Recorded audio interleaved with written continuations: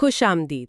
آج ہم ایک بہت ہی دلچسپ موضوع پر بات کر رہے ہیں۔ جی ہمارے پاس کرس بیلی کی کتاب ہائپر فوکس ہے اور خاص طور پر اس کا ایک حصہ۔ ہاں، اور مزے کی بات یہ ہے کہ یہ باب اصل میں اسی کتاب کو پڑھنے پر توجہ دینے کے لیے ہے۔ بالکل، تھوڑا میٹا قسم کا ہے نا، کہ کتاب کا حصہ بتا رہا ہے کہ کتاب کیسے پڑھنی ہے۔ جی ہاں، مصنف جو خود کو پروڈکٹیوٹی ایکسپرٹ کہتے ہیں، وہ یہ مانتے ہیں کہ آج کل اتنے خلفشار ہیں، اتنی ڈسٹریکشنز ہیں کہ کسی بھی چیز پر، چاہے وہ ان کی اپنی کتاب ہی کیوں نہ ہو، گہرائی سے توجہ دینا ایک بڑا چیلنج ہے۔ صحیح۔ وہ خود بھی اس مسئلے سے گزرے ہیں، تو انہوں نے یہ باب اسی لیے ڈالا کہ لوگ جو پڑھ رہے ہیں وہ واقعی ان تک پہنچے، سمجھ آئے، یاد رہے۔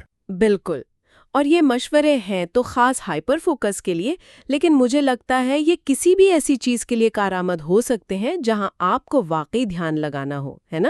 یقیناً، کوئی بھی گہرا کام، کوئی رپورٹ، کوئی اور کتاب، یہ اصول تو ہر جگہ لگ سکتے ہیں۔ تو آج ہم یہی کرنے والے ہیں، ان عملی طریقوں کو دیکھتے ہیں جو انہوں نے بتائے ہیں۔ ٹھیک ہے، چلیں شروع کرتے ہیں۔ اچھا، تو سب سے پہلی بات جو سننے میں تو بہت سیدھی لگتی ہے، اپنا فون دور رکھیں۔ مصنف کہتا ہے کہ جیسے ہی دماغ تھوڑا سا بھی بور ہوتا ہے نا کسی کام سے، وہ فوراً کچھ نیا، کچھ دلچسپ ڈھونڈتا ہے۔ اور فون تو اس کے لیے بہترین چیز ہے۔ بالکل، وہ تو جیسے تیار بیٹھا ہوتا ہے، چھوٹی چھوٹی مزیدار معلومات، نوٹیفیکیشنز، نہ ختم ہونے والا سلسلہ۔ ہاں، مصنف نے اسے پروڈکٹیوٹی بلیک ہول کہا ہے۔ یہ صرف ایک ڈسٹریکشن نہیں، یہ آپ کی ساری توجہ کھینچ لیتا ہے۔ اوہ، بلیک ہول؟ جی، تو ان کا کہنا ہے کہ اس سے لڑنے کا بہترین طریقہ یہ ہے کہ اسے موقع ہی نہ دو۔ مطلب آزمائش سے ہی بچو۔ بالکل، فون کو اٹھا کر دوسرے کمرے میں رکھ دیں، نظروں سے دور۔ شروع میں شاید تھوڑی بے چینی ہوگی۔ ہاں، وہ جیسے کچھ مس ہو رہا ہے، فومو جسے کہتے ہیں۔ جی، وہ فومو والی کیفیت۔ لیکن یہ جو شروع کی مزاحمت ہے نا، یہ برداشت کرنے کے قابل ہے، کیونکہ اس کا فائدہ بہت زیادہ ہے۔ کیونکہ ہر بار فون اٹھانے سے توجہ ٹوٹتی ہے، اور واپس اس گہرائی میں جانے میں وقت لگتا ہے، ذہنی توانائی خرچ ہوتی ہے۔ صحیح۔ وہ ایک چھوٹا سا تجربہ بھی بتاتے ہیں کہ 1-2 دن صرف یہ دیکھیں کہ آپ کتنی بار بنا سوچے سمجھے فون اٹھاتے ہیں۔ اچھا۔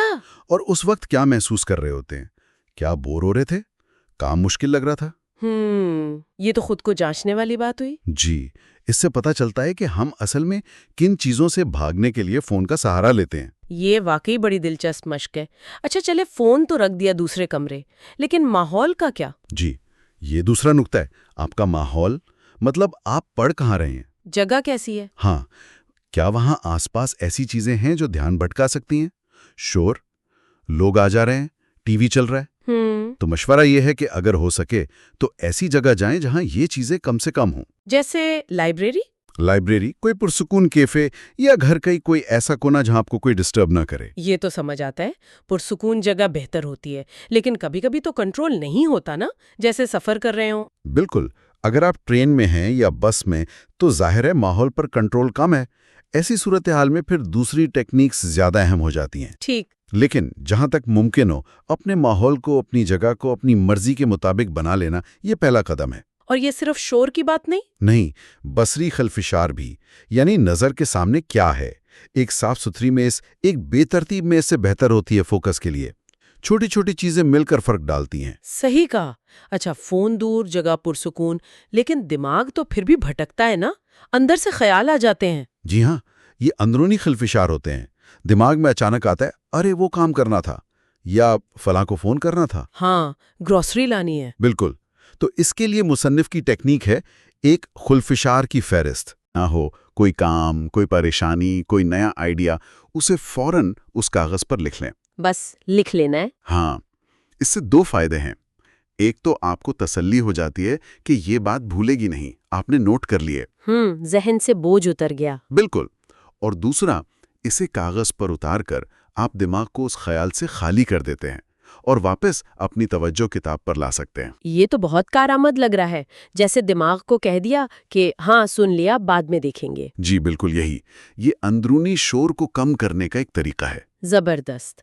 اچھا، اگلا نقطہ جو ہے وہ مجھے کافی دلچسپ لگا۔ مصنف کہتا ہے کہ خود سے پوچھیں، کیا یہ کتاب پڑھنے کے لائق بھی ہے؟ ہاں، یہ تھوڑا سا چونکا دیتا ہے نا، خاص طور پر جب آپ کتاب لے کر بیٹھ گئے ہوں۔ ہاں، لیکن اس کے پیچھے گہری بات ہے۔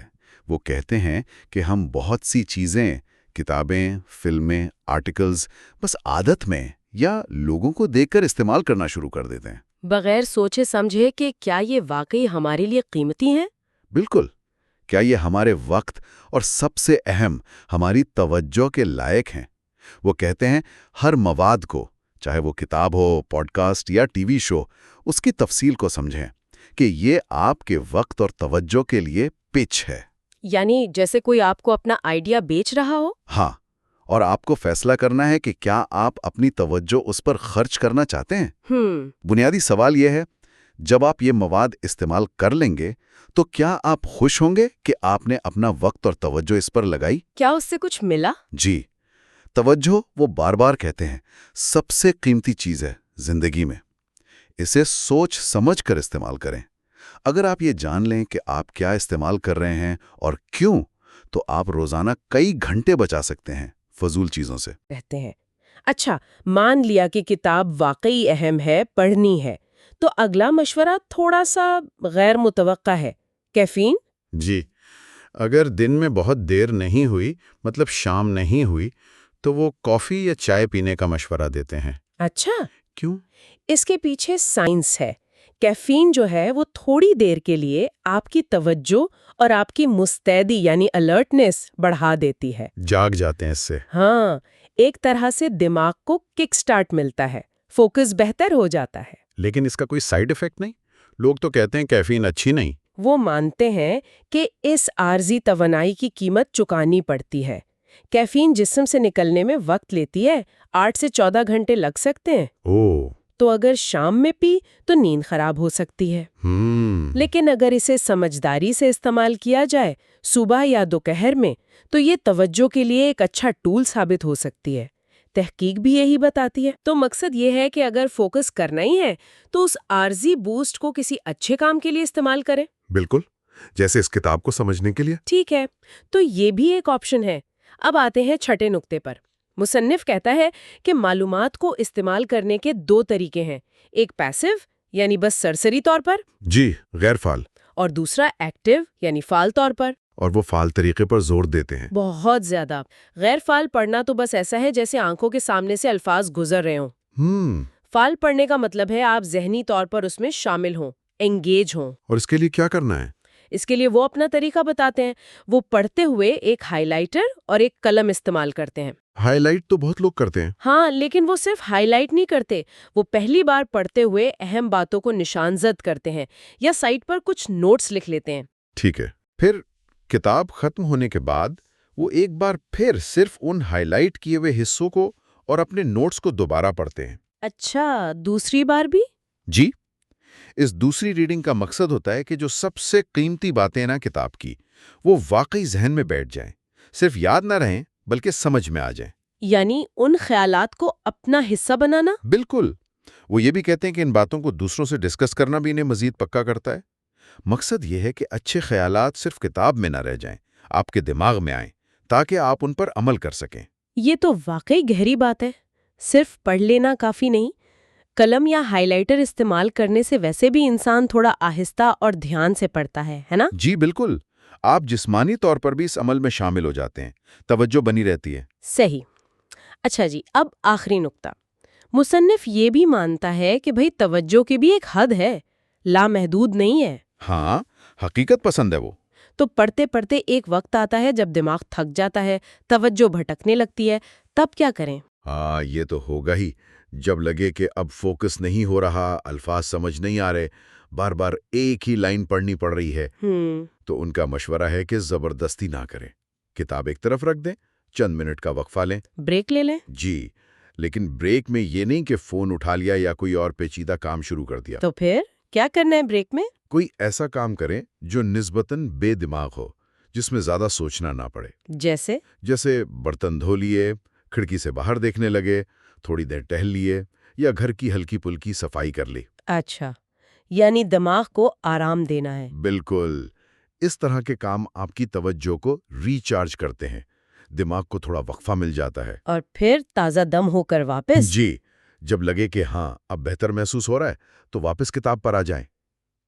ایک اور بات، جی، جیسے پڑھتے ہوئے خلفشار کی لسٹ بنائی تھی نا، ہاں تو بریک کے دوران اگر کوئی اچھے آئیڈیاز آئیں، کیونکہ اکثر دماغ آرام کرتے ہوئے زیادہ تخلیقی ہو جاتا ہے، صحیح. تو ان کو بھی نوٹ کرنے کا کوئی طریقہ پاس ہونا چاہیے۔ واہ، یہ تو مکمل نظام ہو گیا. اچھا، تو یہ تھے کرس بیلی کے 7 نکات۔ خلاصہ کریں تو فون دور، ماحول ٹھیک، خلفشار کی لسٹ، مواد کی قدر پہچاننا، کبھی کبھی کیفین، قلم سے فعال پڑھائی اور صحیح وقت پر صحیح قسم کا وقفہ۔ جی، اور یہ بظاہر سادہ لگتے ہیں، لیکن ان سب کے پیچھے توجہ اور خلفشار کے بارے میں گہری سمجھ ہے۔ یہ مانتے ہیں کہ توجہ محدود ہے، قیمتی ہے، اسے سنبھال کر استعمال کرنا ہے، خلفشار سے بچنا ہے، اور جو پڑھنا ہے اس میں پوری طرح شامل ہونا ہے۔ یہ واقعی بہت عملی باتیں ہیں جنہیں کوئی بھی فوراً آزما سکتا ہے، اور جیسا آپ نے کہا، یہ صرف کتاب پڑھنے تک محدود نہیں۔ نہیں، بالکل نہیں۔ یہ اصول تو کام پر، کوئی ہنر سیکھنے میں، یہاں تک کہ کسی سے اہم بات کرتے ہوئے بھی کام آ سکتے ہیں۔ اور یہیں سے ایک آخری سوچ ذہن میں آتی ہے۔ مصنف نے تو یہ اپنی کتاب کے لیے کہا، لیکن آج کل جس طرح ہر طرف سے معلومات اور خلفشار کی بمباری ہے، کیا یہ اپنی توجہ کو سنبھالنا، اسے صحیح جگہ لگانا، یعنی اپنے اٹینشنل سپیس کی حفاظت کرنا، ایک بنیادی لائف سکل نہیں بن گیا ہے؟ بہت اہم سوال ہے۔ شاید ہائپر فوکس صرف زیادہ کام کرنے کا طریقہ نہیں، بلکہ ایک زیادہ بامانی، ایک زیادہ پرسکون زندگی گزارنے کا طریقہ ہے۔ توجہ کو کنٹرول کرنا شاید خود کو کنٹرول کرنے جیسا ہے۔ کبھی آپ نے کسی کیفے یا ریسٹوران میں بیٹھ کر ارد گرد نظر دوڑائی ہے؟ میں پچھلے ہفتے ایک ڈائنر میں تھی اور سامنے والی میز پر 2 نوجوان لڑکیاں بیٹھی تھیں۔ وہ شاید دوست تھیں، ملنے آئی تھیں، مگر ان کی نظریں زیادہ تر اپنے فونز پر جمی تھیں۔ اچھا۔ بیچ بیچ میں فون نیچے رکھتیں، کچھ کہتیں، مگر بمشکل آدھا منٹ گزرتا کہ فون پھر ہاتھ میں ہوتا۔ ہاں، یہ منظر تو آج کل بہت دیکھا جاتا ہے۔ بالکل ایسا لگ رہا تھا جیسے وہ وہاں ہوتے ہوئے بھی پوری طرح وہاں نہیں تھیں۔ ان کی توجہ، ان کا دھیان کہیں اور بھٹک رہا تھا۔ صحیح۔ اور یہ منظر دیکھ کر میں سوچنے لگی کہ یہ صرف ان 2 لڑکیوں کی کہانی نہیں، یہ تو آج کل ہم سب کی کہانی بنتی جا رہی ہے۔ ہماری توجہ ہر وقت بٹی رہتی ہے۔ آج ہم اسی اہم موضوع پر گہرائی میں بات کریں گے۔ توجہ یعنی اٹینشن، یہ ہے کیا بلا، اور ہماری زندگیوں میں اتنی اہمیت کیوں رکھتی ہے؟ بہت اہم موضوع ہے آج کل کے دور میں۔ جی، اس گفتگو کے لیے ہم کرس بیلی کی کتاب ہائپر فوکس کے ابتدائی حصے کا جائزہ لیں گے، خاص طور پر اس باب کا جس کا عنوان ہے توجہ کیوں اہم ہے، توجہ ہر جگہ ہے۔ جی ہاں۔ ہمارا مقصد یہ سمجھنا ہے کہ توجہ ہماری زندگی کا تانا بانا کیسے بنتی ہے، اور اس خلشاڑ بھری دنیا میں جہاں ہر چیز ہماری توجہ کھینچنا چاہتی ہے، ہم اسے بہتر طریقے سے کیسے سنبھال سکتے ہیں۔ آئیے اس مسئلے کی تہہ تک پہنچتے ہیں۔ آپ نے جو منظر بیان کیا وہ واقعی آج کل بہت عام ہے، اور یہ کرس بیلی کی کتاب کے بنیادی نقطے سے جڑتا ہے کہ توجہ یا اٹینشن کوئی ایسی چیز نہیں جو کبھی کبھار استعمال ہوتی ہو۔ اچھا؟ جی، یہ تو ہر وقت، ہر لمحہ ہمارے ساتھ ہے۔ اگر آپ جاگ رہے ہیں تو آپ کی توجہ کہیں نہ کہیں مرکوز ہے، چاہے آپ یہ گفتگو سن رہے ہوں یا اپنے ذہن میں کل کی میٹنگ کے بارے میں سوچ رہے ہوں یا کھڑکی سے باہر دیکھ رہے ہوں، آپ کی توجہ کام کر رہی ہے۔ یعنی یہ ایک مسلسل عمل ہے۔ بالکل، یہ وہ کینوس ہے جس پر ہماری زندگی کے تجربات نقش ہوتے ہیں۔ بالکل، اور کرس بیلی اسی بات پر زور دیتے ہیں کہ جب آپ ایک بار توجہ پر غور کرنا شروع کرتے ہیں تو آپ اسے نظر انداز نہیں کر سکتے۔ یہ اتنی بنیادی چیز ہے۔ جی۔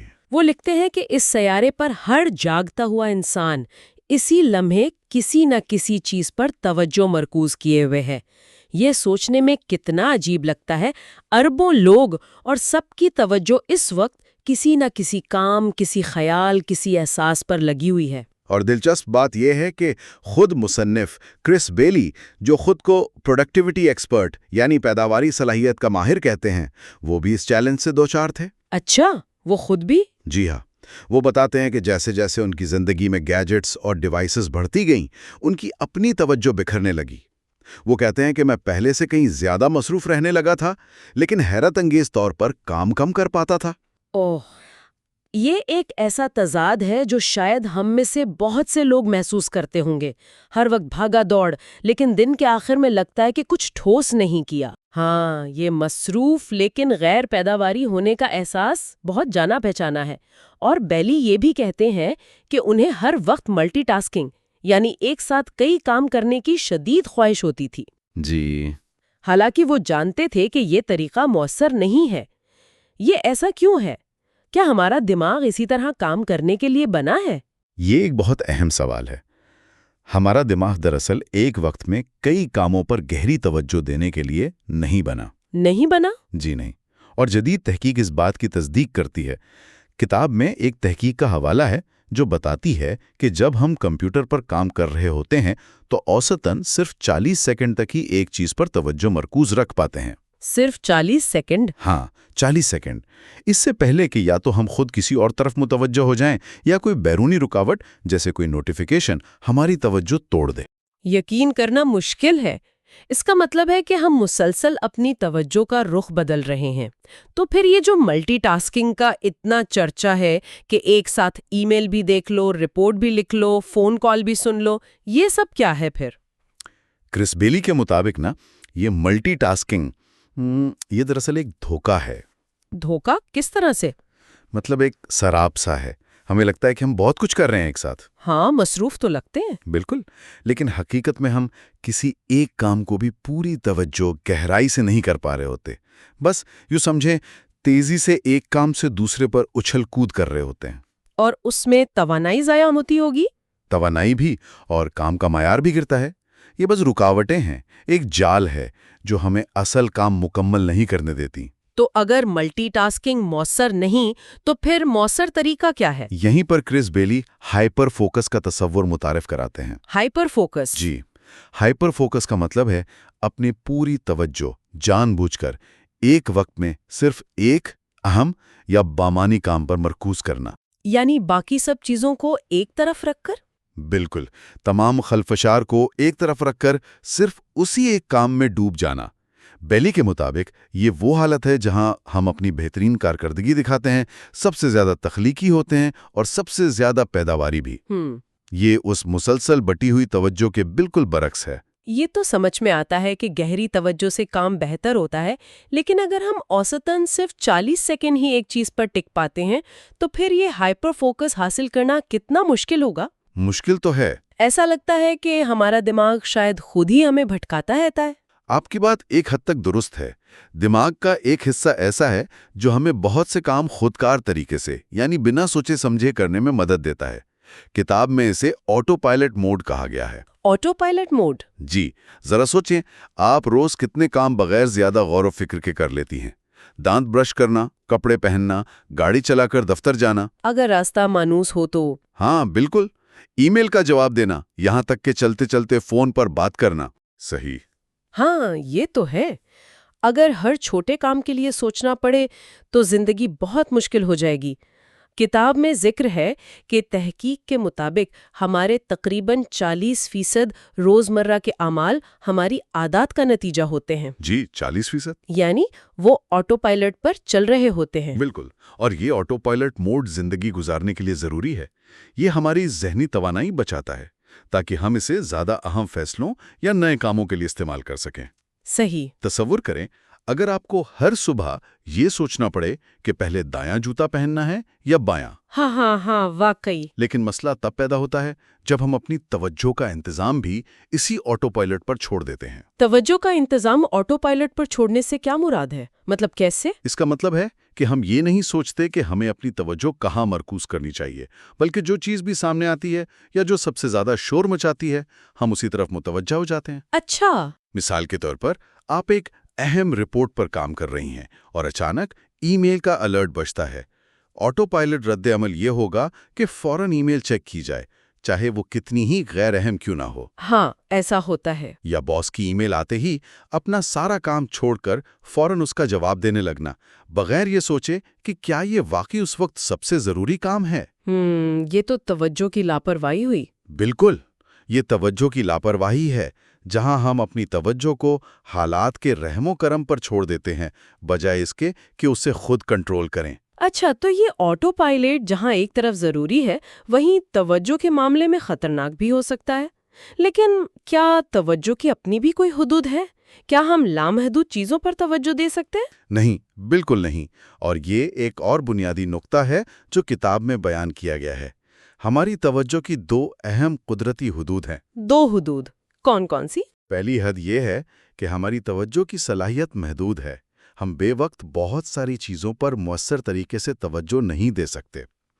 مصنف ایک مثال دیتے ہیں، کیا آپ بے وقت ایک نیا فون نمبر یاد کرنے کی کوشش کر سکتی ہیں، پیانو بجا سکتی ہیں، دو مختلف لوگوں سے گفتگو کر سکتی ہیں اور ایک ای میل کا جواب بھی لکھ سکتی ہیں؟ یہ تو ناممکن لگتا ہے۔ شاید ان میں سے کوئی ایک کام بھی ٹھیک سے نہ ہو۔ بالکل، کیونکہ ہر کام آپ کی توجہ کا کچھ حصہ مانگتا ہے اور یہ حصہ محدود ہے۔ اور دوسری حد؟ دوسری اہم حد ہماری قلیل مدتی یادداشت، یا جسے مصنف توجہ کی جگہ اٹینشنل اسپیس کہتے ہیں، اس کی محدودیت ہے۔ توجہ کی جگہ اٹینشنل اسپیس، یہ کیا چیز ہے؟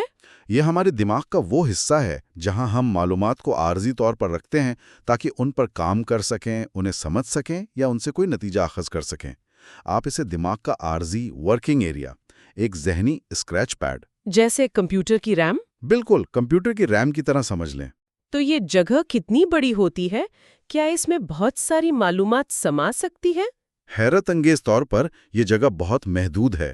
اچھا، کتنی؟ تحقیق بتاتی ہے کہ ہم بے وقت اپنی توجہ کی جگہ میں اوسطاً صرف 4 مختلف معلوماتی اکائیاں یا چنکس ہی رکھ سکتے ہیں۔ صرف 4؟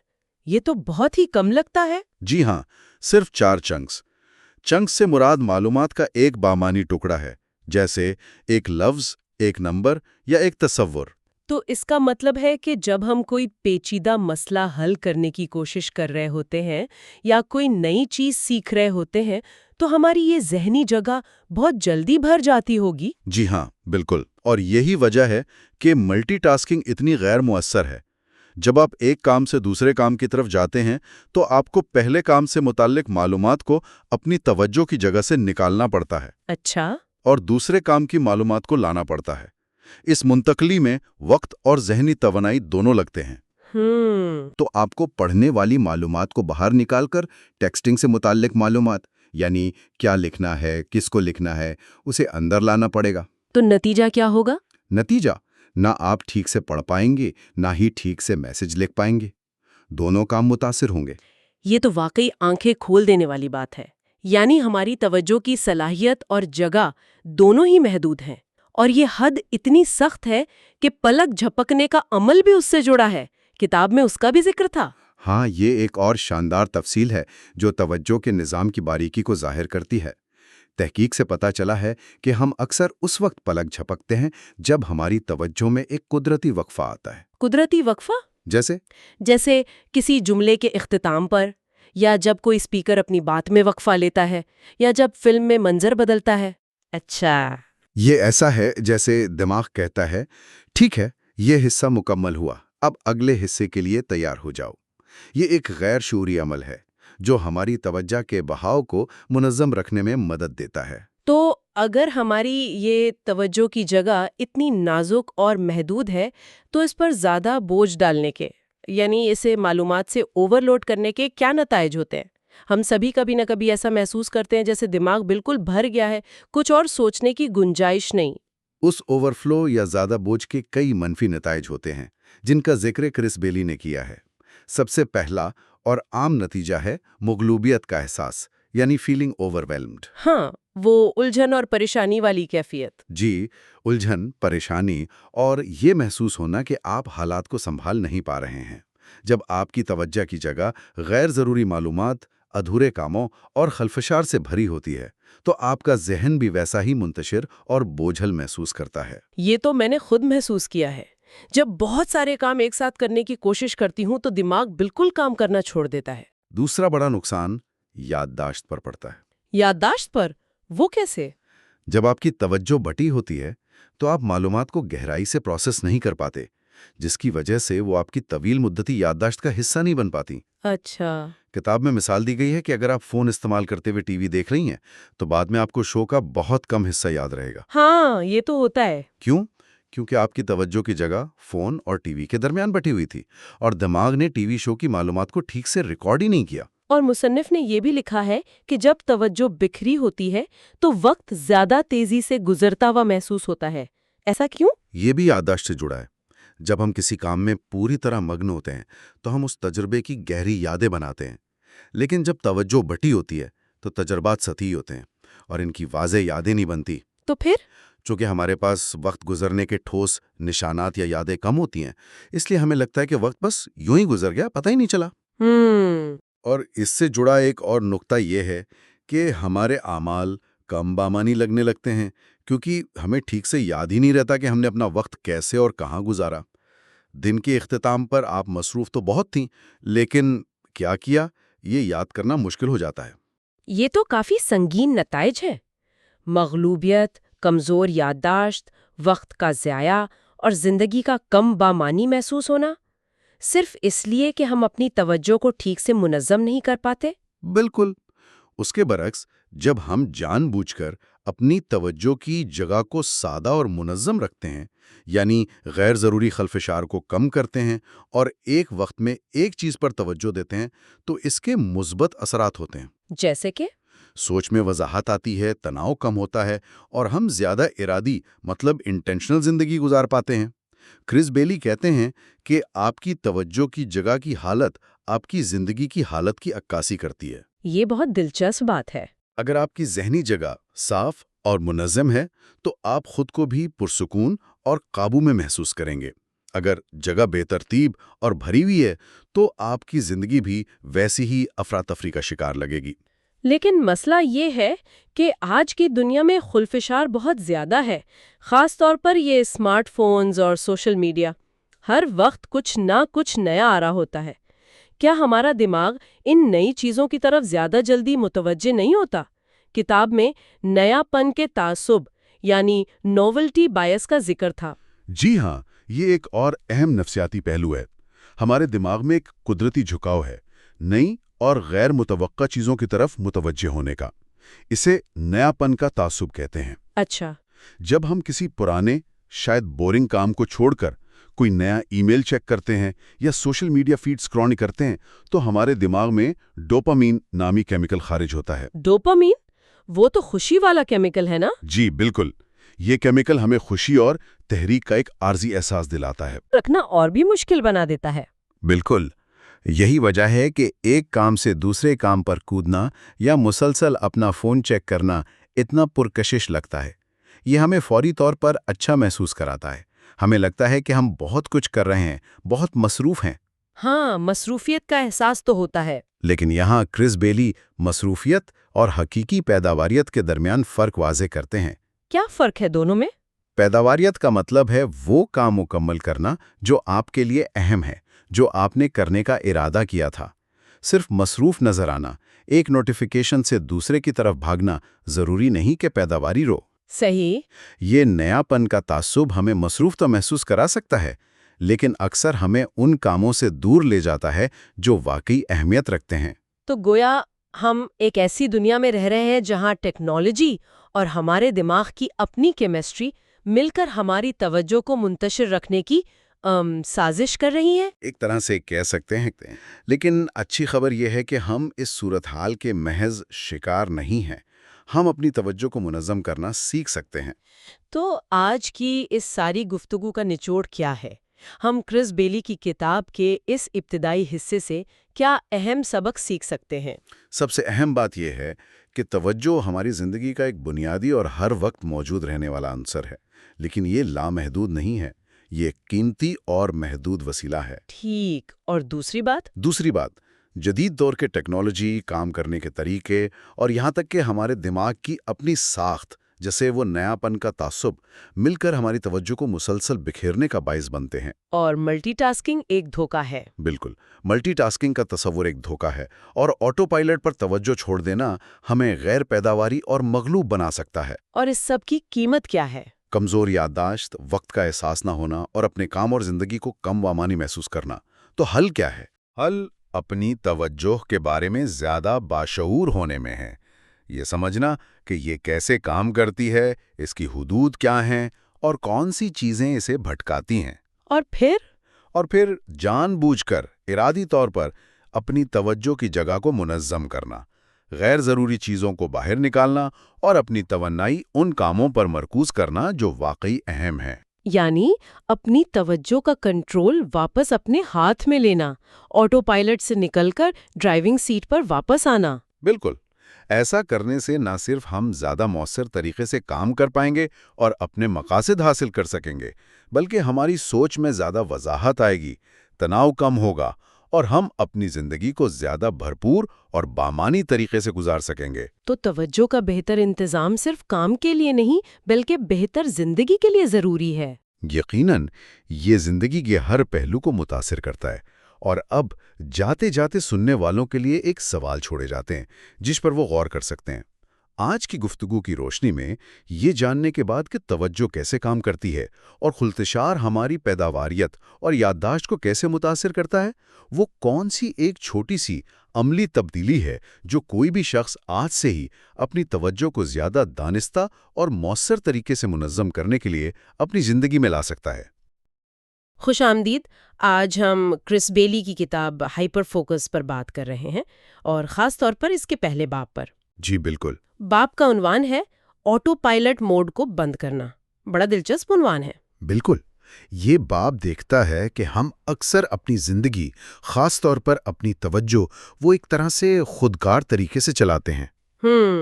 خودکار طریقہ؟ جی، تو آج ہم یہی سمجھنے کی کوشش کریں گے کہ یہ آٹو پائلٹ موڈ آخر ہے کیا، کب یہ ٹھیک ہے اور کب یہ آپ سمجھے ہماری پیداوائیت کے لیے مسئلہ بن سکتا ہے۔ اور شاید سب سے اہم بات کہ ہم اپنی توجہ پر زیادہ کنٹرول کیسے حاصل کریں، جی، تاکہ جو چیزیں واقعی اہم ہیں ان پر دھیان دے سکیں۔ تو چلیں شروع کرتے ہیں اس موضوع کو۔ تو پہلا سوال، یہ آٹو پائلٹ موڈ ہے کیا؟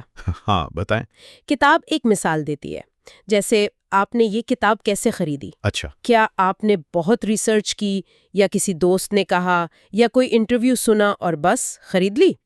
ہاں، زیادہ تر تو دوسرا ہی آپشن ہوتا ہے۔ بالکل، یہی آٹو پائلٹ موڈ ہے، یعنی بغیر زیادہ گہرائی میں سوچے فیصلے کرنا یا کام کرنا۔ اچھا، لیکن یہ روزمرہ کی چھوٹی چیزوں کے لیے تو کافی کارآمد لگتا ہے نا؟ یقیناً بہت کارآمد ہے۔ ذرا سوچیں، اگر روز صبح دانت صاف کرنے کا طریقہ سوچنا پڑے، یا وہ کیچپ کون سا خریدنا ہے اس پر ریسرچ کرنی پڑے۔ ہاں بالکل، کتاب میں ایک تحقیق کا ذکر بھی ہے۔ اچھا، جی، وہ بتاتی ہے کہ ہمارے روزمرہ کے تقریباً 40% کام، 40%؟ کافی زیادہ ہے۔ ہاں، وہ عادات پر مبنی ہوتے ہیں، یعنی ان کے لیے شعوری سوچ کی ضرورت نہیں ہوتی۔ تو یہ آٹو پائلٹ ہمیں مدد دیتا ہے کہ چھوٹی تفصیلات میں نہ الجھیں۔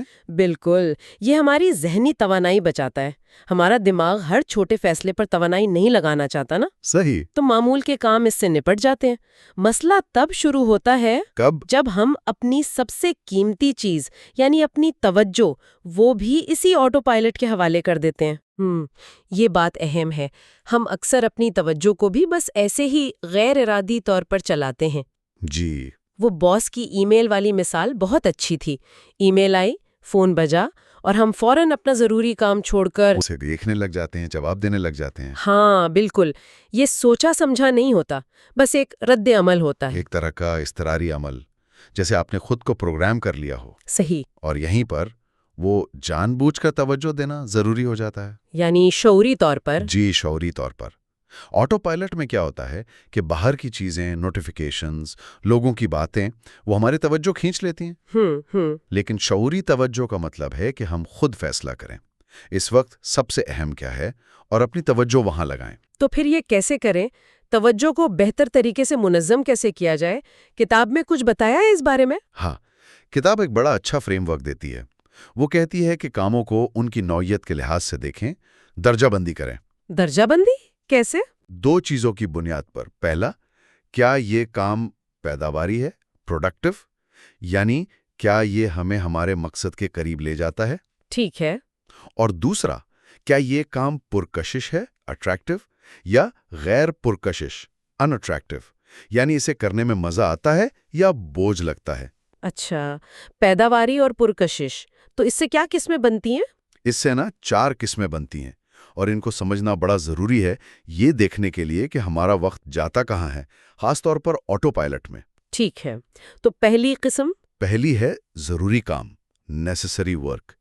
یہ وہ کام ہے جو غیر پرکشش ہوتے ہیں، مزہ نہیں آتا کرنے میں، لیکن ہوتے بہت پیداواری ہیں۔ اچھا، جیسے وہ بورنگ میٹنگز یا کوئی رپورٹ لکھنی ہے، خرچوں کا حساب، گھر کی صفائی، وہ کام جن کے لیے خود کو دھکیلنا پڑتا ہے۔ سمجھ گئی، یعنی کرنے ضروری ہیں پر دل نہیں چاہتا۔ بالکل۔ دوسری قسم ہے غیر ضروری کام، unnecessary ورک۔ یہ کون سے ہیں؟ یہ نہ تو پیداواری ہوتے ہیں نہ ہی پرکشش۔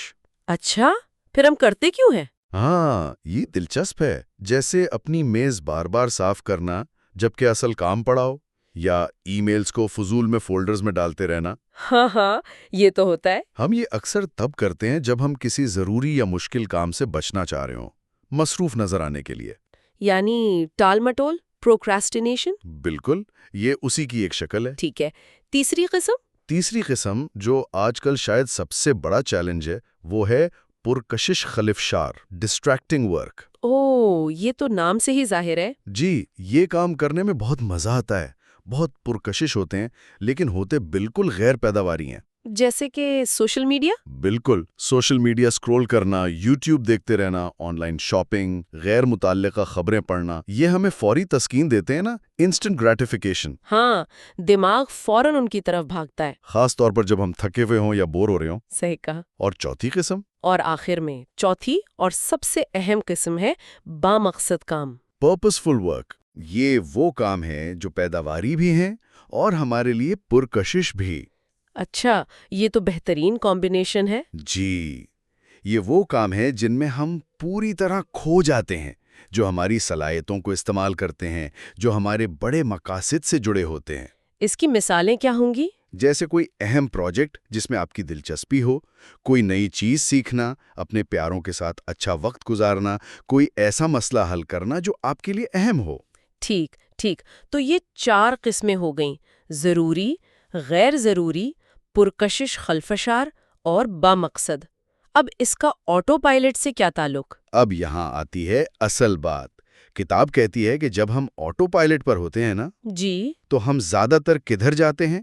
پرکشش خلفشار کی طرف، یا کبھی کبھی غیر ضروری کاموں کی طرف۔ کیوں؟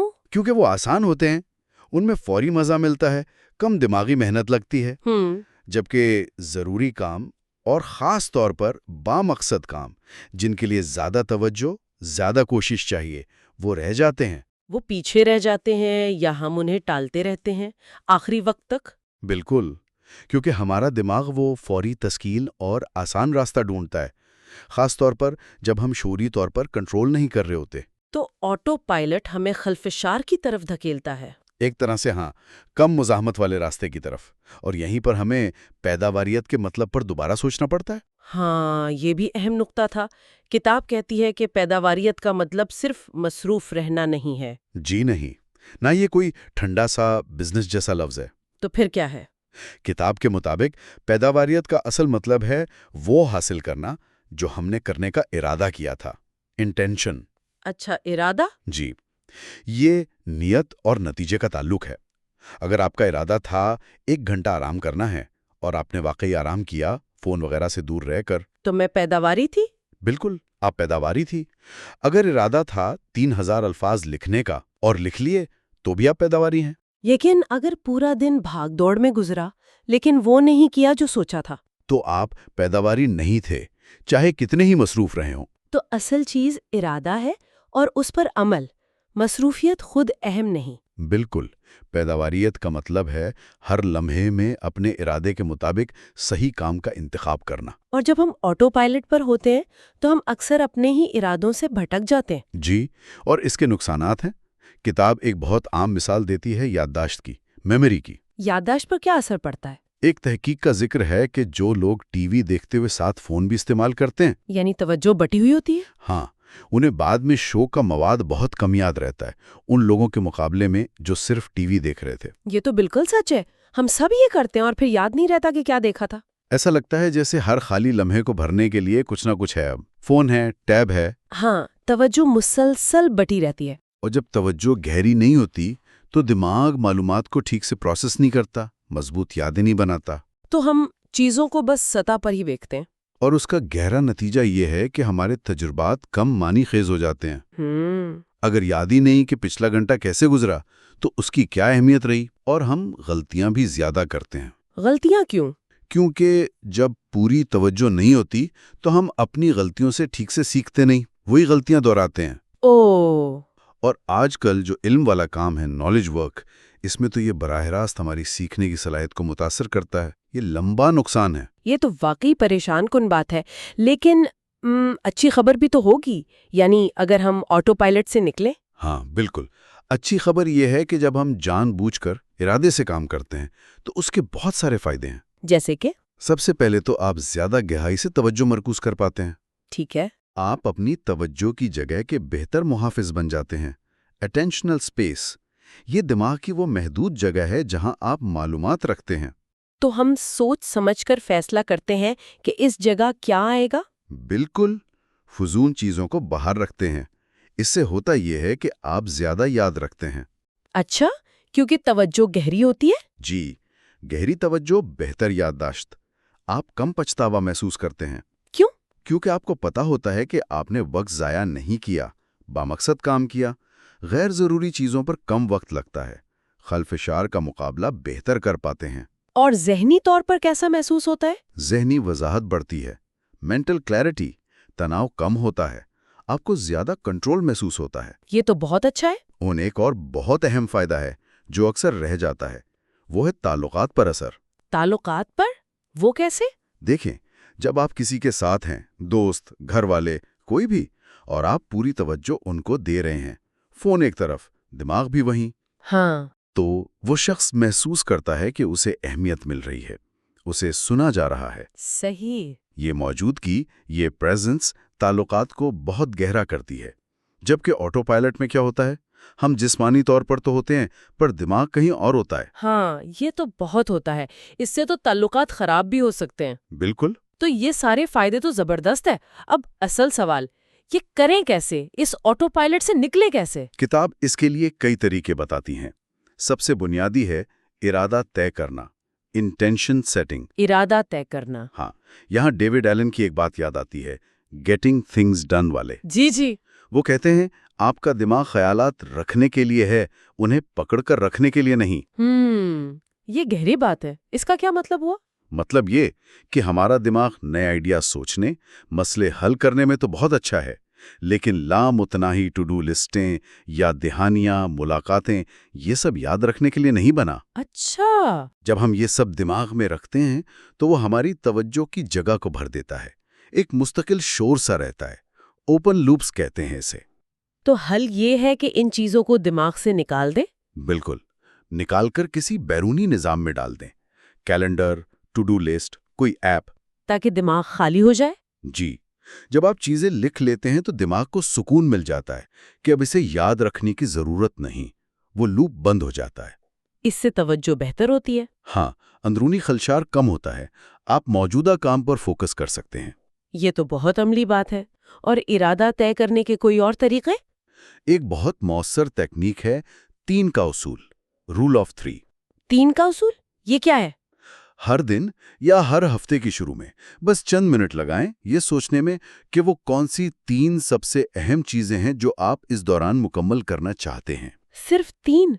یہ تو کم نہیں۔ ہاں، کم لگتا ہے، لیکن یہی اس کی طاقت ہے۔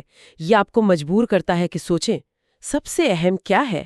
اچھا، وہ کون سے کام ہیں جن کا اثر سب سے زیادہ ہوگا، جو آپ کو بڑے مقاصد کے قریب لے جائیں گے، بجائے اس کے کہ 10 چھوٹے کاموں میں بکھر جائیں؟ تو یہ ترجیحات طے کرنے میں مدد کرتا ہے۔ بالکل۔ اور 3 کا ہدف اچیویبل بھی لگتا ہے، سمت مل جاتی ہے۔ ٹھیک ہے۔ اور ایک اور چیز تھی، عملی منصوبے، امپلیمنٹیشن انٹینشنز۔ جی، یہ بھی بہت طاقتور ہے۔ یہ صرف یہ کہنے سے بہتر ہے کہ میں کل ورزش کروں گا۔ تو پھر کیا کرنا ہے؟ آپ ایک زیادہ مخصوص منصوبہ بناتے ہیں جو آپ کے ارادے کو کسی خاص وقت یا اشارے سے جوڑتا ہے۔ کیوں؟ کیسے؟ اس کا فارمیٹ ہے، جب صورتحال ایکس ہوگی تو میں کام وائی کروں گا۔ مثال دیں۔ جیسے میں کل دوپہر کھانے کے وقفے میں ٹھیک 1 بجے جم جاؤں گا، یا جیسے ہی شام کو گھر پہنچوں گا پہلے 20 منٹ رپورٹ پر کام کروں گا۔ اچھا، تو بہت زیادہ مخصوص ہونا ہے۔ جی۔ اور تحقیق بتاتی ہے، جس کا کتاب میں ذکر ہے، کہ ایسے منصوبے بنانے سے آپ کے عمل کرنے کا امکان 2 گنا یا 3 گنا بڑھ جاتا ہے۔ واقعی؟ کیوں؟ کیونکہ یہ دماغ میں ایک خودکار لنک بنا دیتا ہے۔ جب وہ وقت یا اشارہ آتا ہے، دماغ کو پتا ہوتا ہے کیا کرنا ہے۔ کم قوت ارادی لگتی ہے کیونکہ فیصلہ پہلے ہو چکا ہے۔ یہ تو کمال ہے۔ یہ تو آٹو پائلٹ کو اپنے فائدے کے لیے استعمال کرنے جیسا ہے۔ بالکل، آپ اپنی عادات کو زیادہ شعوری طور پر ڈیزائن کر رہے ہیں۔ واہ! تو یہ سب طریقے، دماغ سے چیزیں نکالنا، 3 کا اصول، عملی منصوبے، یہ ہمیں آٹو پائلٹ سے نکال کر زیادہ کنٹرول دیتے ہیں؟ جی ہاں، یہ ہمیں زیادہ دانستہ، زیادہ ارادی بناتے ہیں۔ تو اگر ہم آج کی ساری بات کو سمیٹیں، خلاصہ کریں، تو کیا نکلتا ہے؟ دیکھیں، بنیادی بات یہ ہے کہ ہم اکثر اپنی زندگی، خاص طور پر اپنی توجہ، آٹو پائلٹ پر گزارتے ہیں۔ جو چھوٹے کاموں کے لیے ٹھیک ہے۔ ہاں، لیکن اہم کاموں کے لیے یہ ہمیں پیچھے دھکیل سکتا ہے، خلفشار کی طرف لے جا سکتا ہے۔ اور ہم نے کاموں کی 4 قسمیں دیکھیں: ضروری، غیر ضروری، پرکشش خلفشار اور بامقصد کام۔ یہ سمجھنے کے لیے کہ توجہ جاتی کہاں ہے۔ بالکل، اور آٹو پائلٹ ہمیں آسانی سے خلفشار کی طرف لے جاتا ہے۔ تو حل کیا ہے؟ حل ہے ارادہ، سمجھنا کہ پیداواریت کا مطلب ارادے کو پورا کرنا ہے، اور پھر عملی طریقے اپنانا، جیسے 3 کا اصول، عملی منصوبے۔ تاکہ ہم شعوری طور پر اپنی توجہ اہم کاموں کی طرف موڑ سکیں۔ جی، یہ اپنی توجہ کا کنٹرول واپس اپنے ہاتھ میں لینے کی بات ہے۔ یہ واقعی بہت کچھ سوچنے پر مجبور کرتا ہے۔ میرے ذہن میں ایک سوال آ رہا ہے۔ جی، اگر ہم خود سے پوچھیں تو ہمارے روزمرہ کے کاموں میں سے کتنا فیصد واقعی شعوری ہوتا ہے اور کتنا بس آٹو پائلٹ؟ یہ ایک اہم سوال ہے۔ شاید اس ہفتے ایک چھوٹا سا تجربہ کر کے دیکھنا چاہیے۔ کوئی ایک معمول کا کام، جیسے صبح پہلی ای میل چیک کرنا یا دوپہر کا کھانا، اسے پوری توجہ سے، پورے ارادے سے کریں۔ اچھا آئیڈیا ہے۔ اور دیکھیں کہ کیا فرق محسوس ہوتا ہے۔ کیا وہ تجربہ زیادہ بامانی، زیادہ یادگار لگتا ہے؟ یہ خود جانچنے کا بہترین طریقہ ہے، اپنی توجہ کی طاقت کو محسوس کرنے کا۔ بہت خوب، اگلی بار تک خوش آمدید۔ آج ہم کرس بیلی کی کتاب ہائپر فوکس کے باب 2 پر ایک گہرائی سے نظر ڈال رہے ہیں۔ عنوان ہے آپ کی توجہ کی حدود۔ جی، یہ باب اس بات کی کھوج کرتا ہے کہ ہماری توجہ کیسے کام کرتی ہے، اس کی آپ کہہ سکتے ہیں گنجائش کتنی ہے، اور کیوں ہم اکثر معلومات کے بوجھ تلے دب جاتے ہیں۔ بالکل۔ تو مقصد یہی ہے کہ ان حدود کو سمجھا جائے تاکہ ہم اپنی ذہنی توانائی بہتر طریقے سے استعمال کر سکیں۔ تو آئیے اس دلچسپ موضوع پر تفصیل سے بات کرتے ہیں۔ یقیناً آج کل خلفشار بہت ہے نا، ہر طرف سے نوٹیفیکیشنز، معلومات کا ایک سیلاب سا ہے۔ ایسے میں اپنی توجہ کی حدود کو پہچاننا یہ پہلے سے کہیں زیادہ ضروری ہو گیا ہے۔ اور یہ صرف کام یا پروڈکٹیوٹی کی بات نہیں ہے، یہ اس سے بھی گہری بات ہے کہ ہم دنیا کو محسوس کیسے کرتے ہیں۔ صحیح ہے۔ وہ جو فلسفر ولیم جیمز نے کہا تھا کہ اگر ہم منتخب طور پر توجہ نہ دیں تو ہمارا تجربہ بس ایک افراتفری ہے۔ بالکل، تو یہ باب اسی انتخاب اور اس کی حدود کو سمجھاتا ہے۔ جی ہاں۔ اچھا، کتاب شروع ایک بنیادی نقطے سے ہوتی ہے، شاید تھوڑا چونکا دینے والا بھی، کہ ہماری توجہ کی وہ اہم لمٹس ہیں، 2 بڑی حدود ہیں۔ جی۔ پہلی حد یہ ہے کہ ہم ایک وقت میں کتنی معلومات پر فعال طور پر توجہ دے سکتے ہیں۔ ہم اکثر سمجھتے ہیں کہ ہم ملٹی ٹاسکنگ میں بڑے ماہر ہیں، لیکن حقیقت شاید کچھ اور ہے۔ یہ بات بالکل درست ہے۔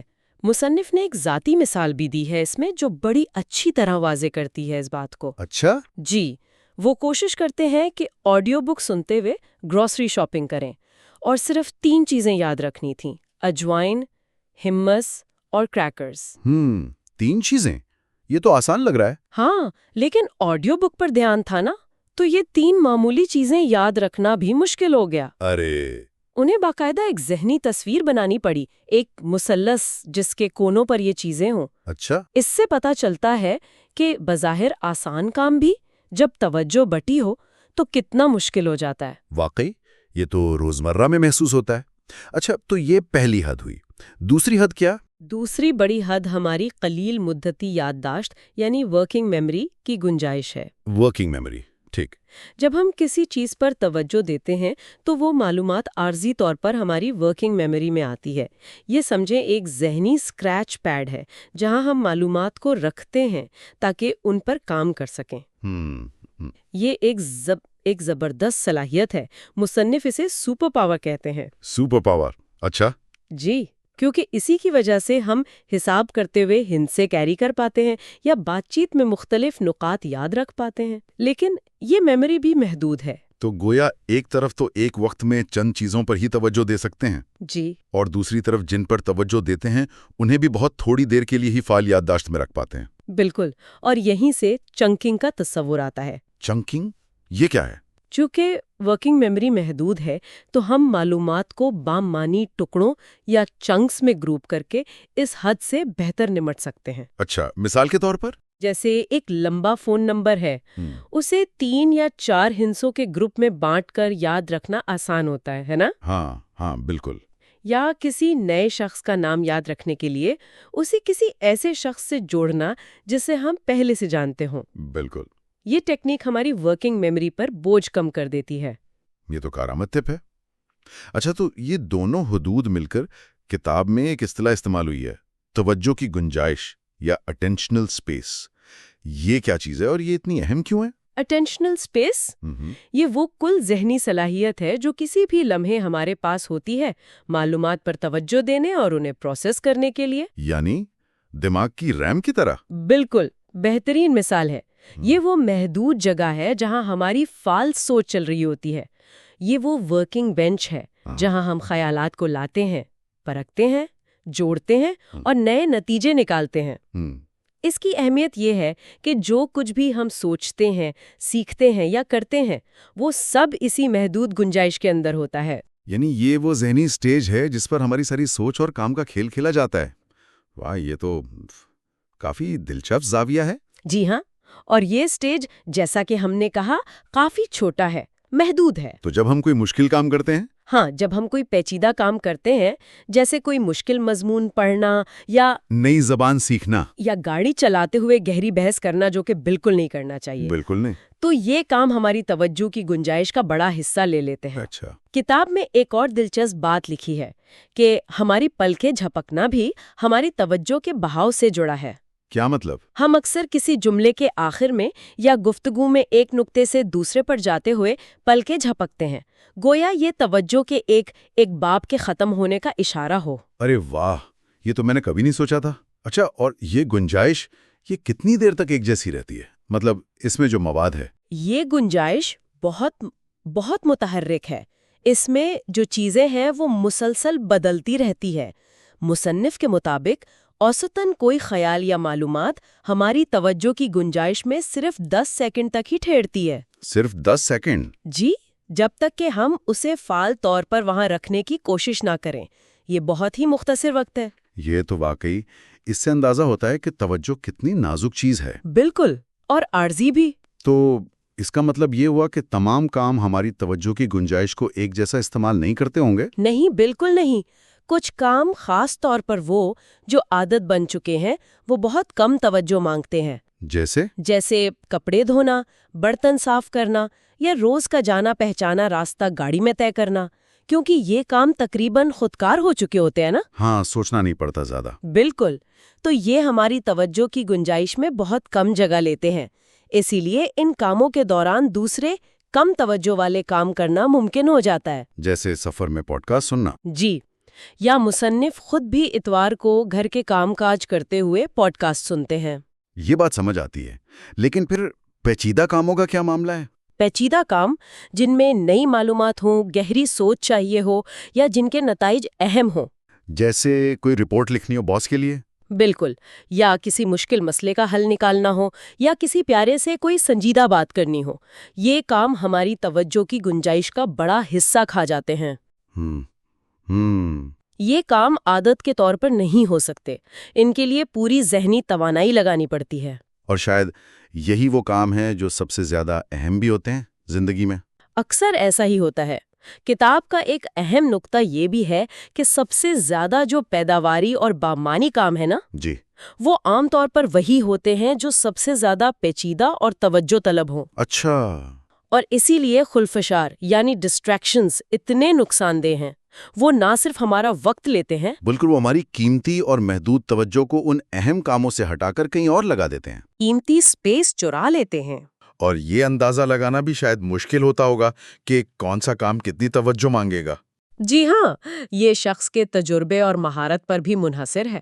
ایک ماہر ڈرائیور کے لیے گاڑی چلانا شاید بہت کم توجہ مانگے، ہاں، وہ تو آٹو پائلٹ پر چلا رہا ہوتا ہے۔ جی، لیکن ایک نیا سیکھنے والا ڈرائیور اسے اپنی پوری توجہ لگانی پڑتی ہے۔ صحیح بات ہے۔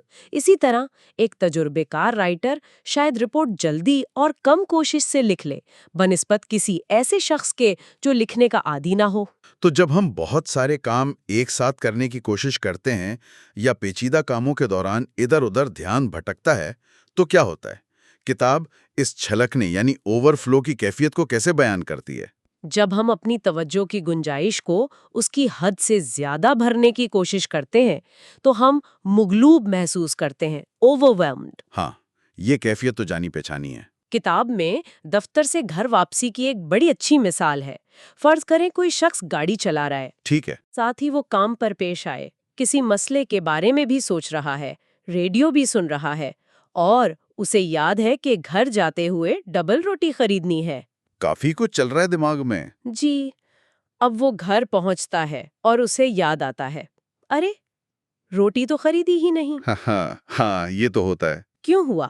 کیونکہ گاڑی چلانا، کام کی باتیں سوچنا، ریڈیو سننا، ان سب نے مل کر اس کی توجہ کی گنجائش کو اتنا بھر دیا تھا کہ وہ روٹی خریدنے کی سادہ سی نیت اس کے لیے جگہ ہی نہیں بچی۔ وہ بس چھلک گئی، ذہن سے نکل گئی۔ بالکل۔ یہ تجربہ تو تقریباً ہر کسی کو ہوا ہوگا۔ اس مغلوبیت اور گنجائش کے بھر جانے کے نقصانات کیا ہیں؟ اس کے کئی سنجیدہ نقصانات ہیں۔ پہلا تو یہ کہ ہم آٹو پائلٹ موڈ پر چلے جاتے ہیں، یعنی ہم کام تو کر رہے ہوتے ہیں لیکن پوری طرح حاضر دماغ نہیں ہوتے۔ زندگی بس گزر رہی ہوتی ہے اور ہم اس کا بھرپور تجربہ نہیں کر پاتے۔ یہ تو گہری بات ہے۔ دوسرا بڑا نقصان یادداشت پر پڑتا ہے۔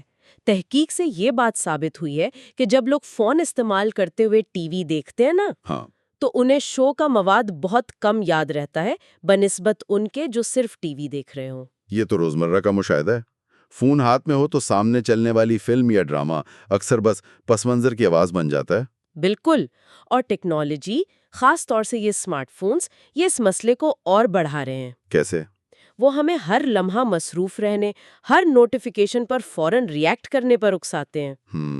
اس مسلسل بھری ہوئی توجہ کے گنجائش کا نتیجہ کیا ہوتا ہے؟ ہماری یادیں کم گہری بنتی ہیں، کم تعداد میں بنتی ہیں، ہمارے کام ہمیں کم بامانی لگتے ہیں، ہم سے غلطیاں زیادہ ہوتی ہیں، اور ہم معلومات کو علم میں تبدیل نہیں کر پاتے۔ اور اس میں ہمارے دماغ کی اپنی ساخت کا بھی کوئی کردار ہے؟ کتاب میں نئی چیزوں کے رجحان یعنی نوولٹی بائس کا ذکر ہے۔ جی ہاں، یہ ایک بہت اہم نقطہ ہے۔ ہمارا دماغ قدرتی طور پر نئی اور محرک چیزوں کی طرف کھنچتا ہے۔ اچھا؟ جب ہم ایک کام چھوڑ کر دوسرے کی طرف جاتے ہیں، خاص طور پر کوئی نیا یا دلچسپ کام، جیسے کام کے بیچ میں سوشل میڈیا چیک کرنا، ہاں، بہت عام ہے، تو ہمارا دماغ ڈوپامین نامی کیمیکل خارج کرتا ہے۔ یہ خوشی اور انعام والا کیمیکل ہے۔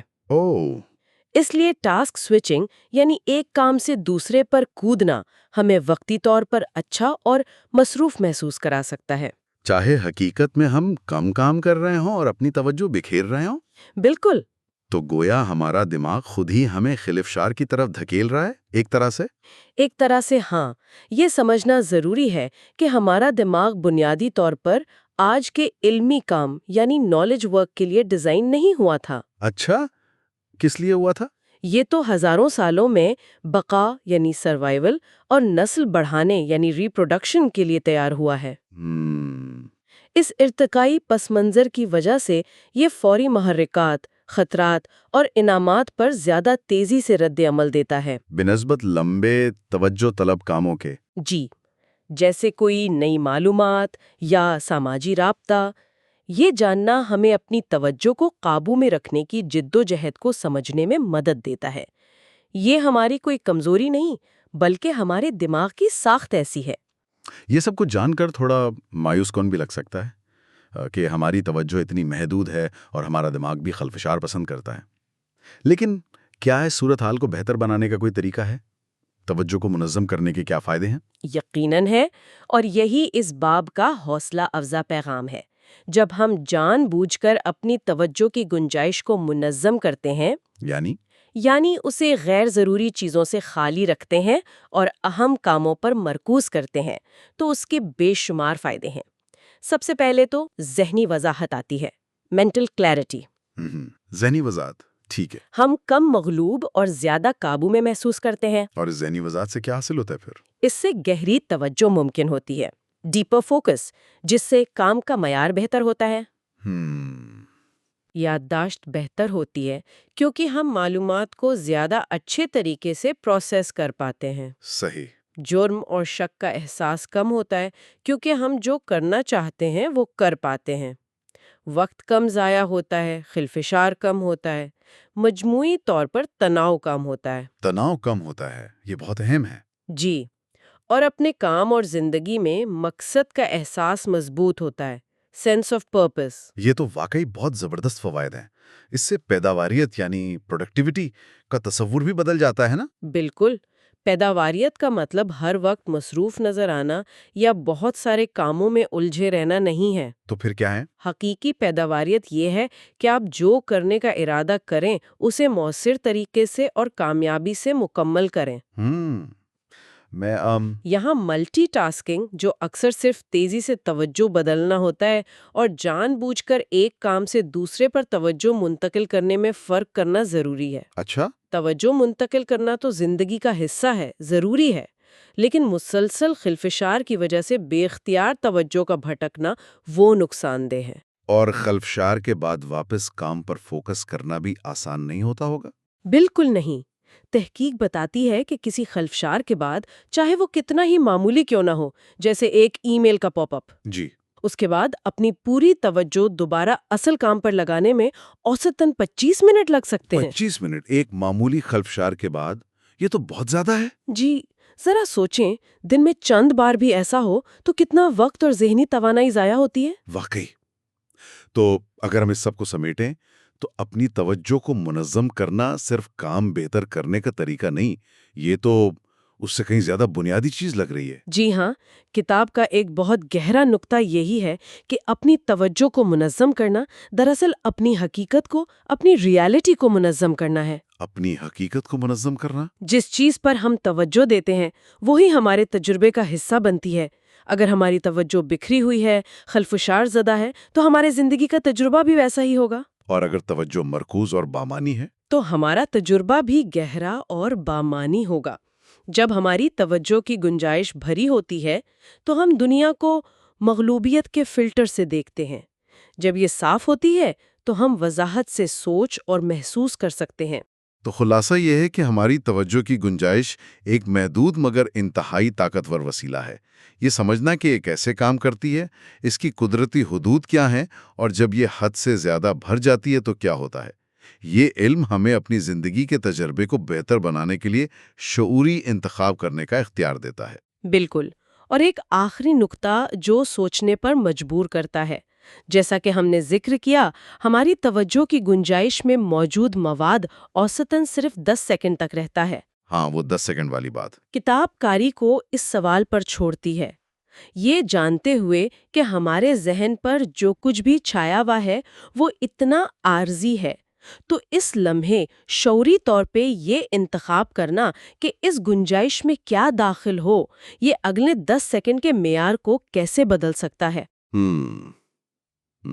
اور اگر ہم یہ بار بار کریں تو یہ مجموعی طور پر ہمارے پورے تجربے کو کیسے تبدیل کر سکتا ہے. واہ، یہ واقعی ایک گہرا سوال ہے. اس بات پر غور کرنا کہ ہر 10 سیکنڈ میں ہمارے پاس اپنی ذہنی دنیا کو، اپنے تجربے کو اثر نو تشکیل دینے کا ایک موقع ہے. اس گہرائی سے جائزے میں ہمارے ساتھ شامل ہونے کا شکریہ. آج ہم کرس بیلی کی کتاب ہائپر فوکس کے 5ویں چیپٹر پر بات کر رہے ہیں، جس کا نام ہے گہری توجہ کو عادت بنانا. تو یہ چیپٹر اصل میں اس بارے میں ہے کہ بھائی آج کل اتنا شور ہے، اتنی ڈسٹریکشنز ہیں، اس میں ہم فوکس کو یعنی ہائپر فوکس کو اپنی روز کی عادت کیسے بنا سکتے ہیں. خاص طور پر اپنے آس پاس کے ماحول اور اپنی اندرونی حالت کو کنٹرول کر کے۔ چلیے اس کی 3 خاص باتیں دیکھتے ہیں۔ پہلا، آپ کو عمل درآمد کے ارادے سیٹ کرنے ہیں۔ مطلب صرف یہ سوچنا کافی نہیں کہ ہاں یار فوکس کروں گا، نہیں، آپ کو پہلے سے ڈیسائیڈ کرنا ہوگا کہ کب اور کہاں آپ کسی خاص کام پر فوکس کریں گے۔ جیسے پکا کر لیں کہ لنچ بریک میں جم جانا ہی جانا ہے۔ اس طرح کے کلیئر پلان سے پتہ ہے کیا، آپ کے کام پورا کرنے کے چانسز 2 سے 3 گنا بڑھ جاتے ہیں۔ دوسرا، ایک ڈسٹریکشن فری زون بنائیں۔ جب بھی گہری توجہ والا کام شروع کرنا ہونا، پہلے کوشش کر کے جتنی ہو سکے ڈسٹریکشنز کو سائڈ پہ کر دیں۔ ہو سکتا ہے اس کے لیے آپ کمپیوٹر پہ کچھ ایپس یوز کریں جو ڈسٹریکشنز بلاک کرتی ہیں۔ فون کو دور رکھ دیں یا ڈو ناٹ ڈسٹرب پہ لگا دیں۔ اگر شور ہو تو نوائز کینسلنگ ہیڈ فونز پہن لیں۔ اس سے ہوتا یہ ہے کہ آپ کی کافی ساری مینٹل انرجی بچ جاتی ہے۔ اور تیسرا، میڈیٹیشن اور مائنڈفلنس کی پریکٹس کریں۔ مائنڈفلنس مطلب جو ابھی ہو رہا ہے، آپ کے خیالات، آپ کے احساسات، ان پر دھیان دینا۔ اس سے آپ کی توجہ کی گنجائش یعنی انفارمیشن پروسیس کرنے کی ذہنی کیپیسٹی بڑھتی ہے، اور جب یہ بڑھتی ہے تو مشکل کاموں پر فوکس کرنا آسان ہو جاتا ہے، اور اگر دھیان بھٹک بھی جائے تو واپس لانا بھی ایزی ہو جاتا ہے۔ تو بات ساری یہ ہے کہ گہری توجہ کو عادت بنانے کے لیے آپ کو کنسسٹنٹلی پلاننگ کرنی ہوگی، ڈسٹریکشنز کو پہلے سے ہینڈل کرنا ہوگا اور اپنے فوکس کو ٹرین کرتے رہنا ہوگا۔